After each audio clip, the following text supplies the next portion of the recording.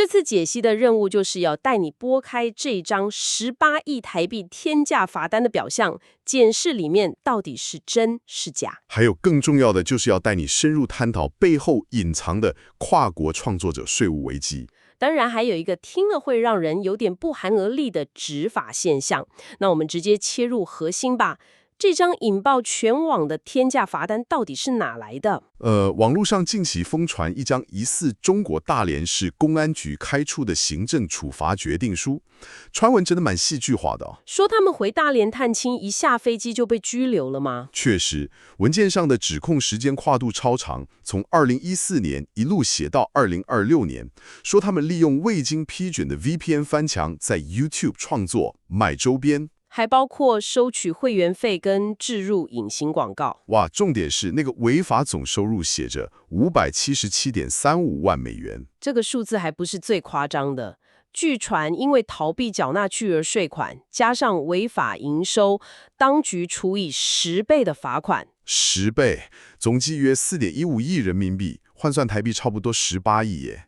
这数字大到有点失去真实感呢。文件里还有一个极度严苛的条款，说如果不在今年3月底前缴清，每天还要加收3%的滞纳金。每天3%，你拿手边的信用卡循环利息比一下就知道这多荒谬。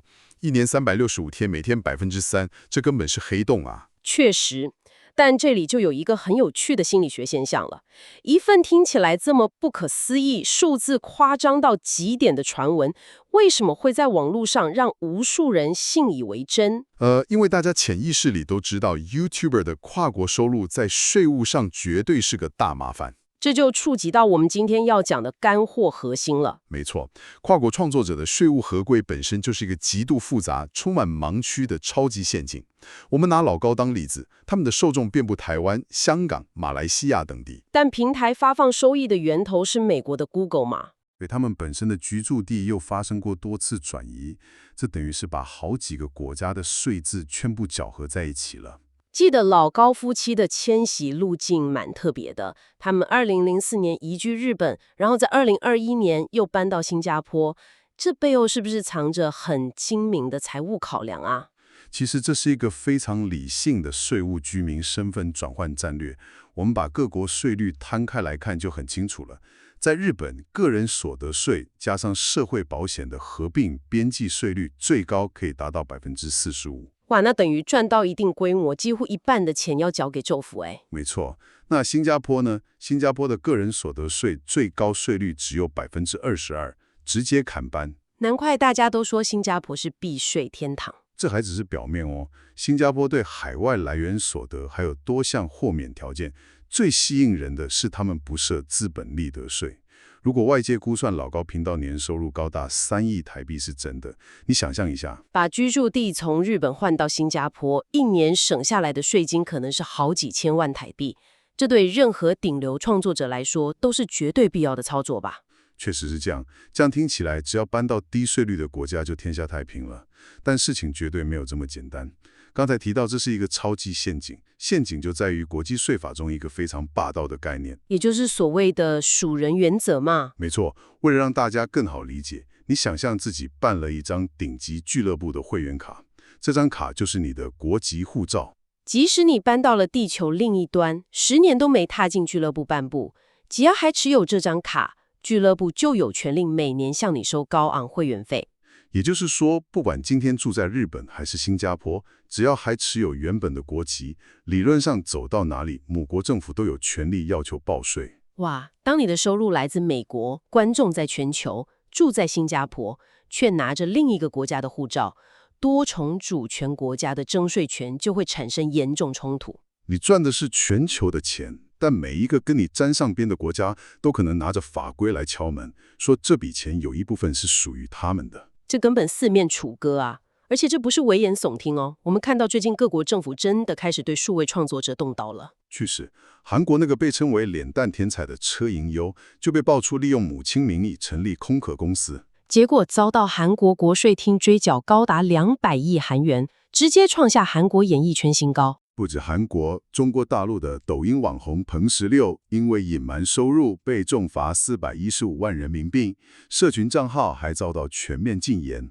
台湾这边也有状况，重量级频道的佳宁，他的母亲也涉嫌将4427万的频道收益转入私账，涉及逃漏税。这些血淋淋的案例证明了一件事：各国针对数位经济的财政监管已经全面升级了。以前那种靠跨国资讯落差来避税的黄金时代已经结束了。现在的大数据系统正在精准追踪你在云端的每一笔财富。既然查税风暴是真的，我们把焦点拉回这张4.15亿的罚单。这份文件看起来煞有其事，但经过交叉比对后，里面其实藏着非常夸张的错误。这张让全网沸腾的罚单充满了不可思议的低级破绽。第一，身份证字号完全对不上。文件上写的代码是310开头，这是上海的代码。但众所皆知，老高是大连人，大连的代码应该是210开头。连身份证字号都能写错，这造假也太不用心了。那法律条文方面呢？总不可能连法规都乱掰吧？偏偏就是乱掰的。第二个致命破绽在于法律引用，文件上赫然写着依据《网络犯罪防治法》开罚，听起来很专业啊。问题是，这部法律在现行的法律体系中根本还没通过，目前还只是个草案。在正式政府公文书中引用一部不存在的法律，这在实务上是绝不可能发生的事。这太荒谬了！用未来可能通过的法律来罚你现在的钱，甚至还罚到2026年。那开出这张罚单的单位总没问题了吧？上面印着大连市公安局的章。这就是第三个管辖权错乱的破绽。公安局属于警察系统，负责治安与刑事案件。面对这种涉及逃漏税的巨额行政罚款，这绝对是税务机关的专属职权。警察机关根本无权直接针对税务问题开出这样的行政处罚决定书。总结来说，这就是一张身份证写错、引用未来法律还盖错单位印章的粗略伪造文件。这里就带出一个更深层的疑问了：既然破绽这么多，以这种等级的创作者通常发个5分钟的澄清影片，谣言就散了，为什么这次假消息会传得沸沸扬扬？谣言要能扩散，通常需要一个资讯真空的环境，这跟频道近期的状态有极大的关联。大家都知道他们的爱犬利器罹患了淋巴癌，这导致频道进入了半停更的状态，后来勉强更新也只采用语音形式，完全没露脸。这种长期的异常沉默引发了网络上各种荒谬揣测，甚至有人谣传女方拿了钱跑路导致离婚。当创作者本人不在场解释时，谣言自然就有了疯狂滋生的空间。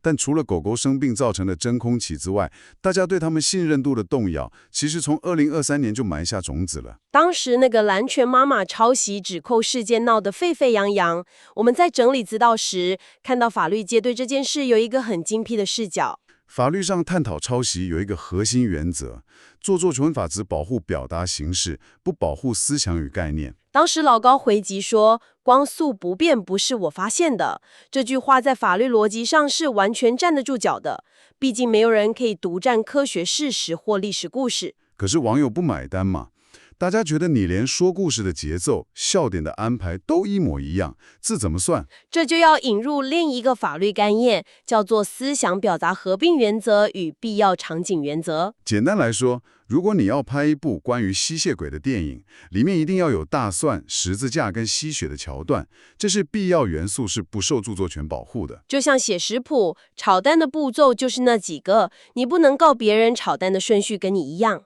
这个例子非常生动，也就是说，讲述同一个都市传说，必然会用到某些相同的字要跟起承转合。但如果连炒蛋的时候讲了什么冷笑话，旁边的人在第几秒钟发出惊呼，这些细节都100%复制呢？这就是问题关键了。当指控的影片连数据架构、叙事逻辑转折，甚至旁边插话的时机都高度雷同时，这就超越了必要场景，牵涉到内容独创性的争议了。我懂了，这其实是个连锁反应。当一个频道内容的原创性遭到强烈质疑时，大众对它获取庞大财富的正当性就会产生怀疑。大家心里会想，你凭什么赚这么多钱？一旦获利被贴上不当得利的标签，这时候有人跳出来说他逃漏税被抓了，大众在情感上就会非常愿意相信。这就成了谣言最肥沃的温床。那剖析完谣言的心理学后，接下来我们要进入这份资料中骇人听闻的部分。这也是为什么这张漏洞百出的假罚单能在跨国台商与创作者圈子里引发巨大恐惧的真正原因。在这里必须先严正声明，我们不带任何政治评判，纯粹从多家财经媒体与外媒交叉比对的客观现象来探讨。这是一个在当地被称为远洋捕捞的特殊执法现象。各位听众，接下来这段内容真的是这一次深度解析里最让人瞠目结舌的一环。远洋捕捞听起来像是渔业名词，但实际上这是一把挥向企业与个人的财务镰刀。资料指出，近年来因为房地产市场降温，土地出让收入大幅锐减，导致部分地方政府面临了极度严重的债务压力。地方财政出现巨大缺口，没钱了怎么办？当近海已经捕不到鱼，或者说本地的企业已经榨不出油水时，部分地方的公安机关为了填补预算，开始进行所谓的逐利性执法。他们把目标锁定在辖区外甚至海外的高净值企业或个人，他们跨省跨区去寻找猎物。里面有一段在地见闻的描述，真的让我看了起鸡皮疙瘩。据说某个发达地区的一家民营科技企业，某天突然来了2名自称是内陆某个城市的公安。这家公司的总裁刚好不在，改由财务长出面接待。你猜这2名公安做了什么？他们完全没有照正规的办案流程走。他们直接从包包里拿出一整叠文件，上面印着他们分局的名字，长官印章盖好了，承办人签名也签了。整份文件什么都有，就只差被处罚人的姓名和金额栏位是空白的。没错，资料上写说他们带了整整100份这种空白罚单出来，每一份的标价是10万到20万人民币不等。他们甚至毫不避讳地对财务长说，局里弟兄今年的年终奖金就靠这100份文件了。这已经不是在执法了，这被内部人士戏称为公安自带的年终奖金提款机。这种现象甚至有被指标化的趋势。传闻中更直指某个城市的公安局，甚至被下达了3个月内必须完成60亿人民币的境外营收查缉任务。这是有 KPI 的，达标了办案人员有高额抽成，不达标整个团队就要面临调职处分。在这样强大的利益驱动下，2024年短短1年内，已经有高达82家上市企业的高管遭到异地拘留。听到这里，你应该能明白为什么那张假罚单会引发这么大的恐慌了。